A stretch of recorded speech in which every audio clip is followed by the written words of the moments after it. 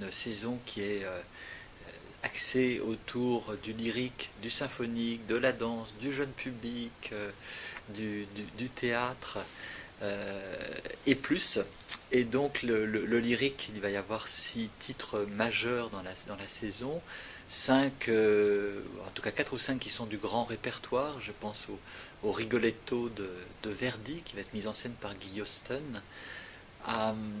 Pour les fêtes, un spectacle qui est une opérette qui s'appelle Véronique et que tout le monde connaît parce que de ci, de là, va chemine, va trottine, on a tous ça dans l'oreille. Aussi, poussez, poussez l'escarpolette, voilà.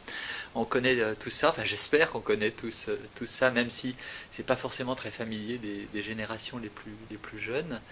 Les plus jeunes pour lesquels il va y avoir un spectacle par contre un peu plus trash, avec un catch-à-face, une création contemporaine, c'est sur un texte de Copy, donc qui n'est pas conseillé aux âmes sensibles, et qui va être donc construit d'ailleurs ici et donné en tournée un peu partout en France, et qui est mis en scène par Benjamin Lazare. J'oublie que la Véronique était mise en scène par Alain Garichot. Un élixir d'amour de Donizetti. Donc ça c'est un ouvrage du répertoire, la spécificité de cette coproduction là aussi assez large au niveau national et qui va être initiée à Lille, mais nous en construisons les décors.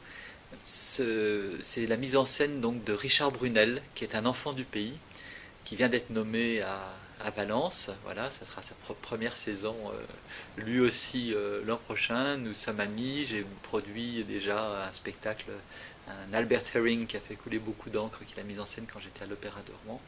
Et nous allons l'accueillir avec plaisir, d'ailleurs au passage, aussi pour une pièce de théâtre qui est sur Feydeau qui s'appelle J'ai la femme dans le sang. Un Freischütz de Weber, donc en coproduction avec Toulon, mise en scène par Jean-Louis Benoît, qui est le patron de la Criée à Marseille.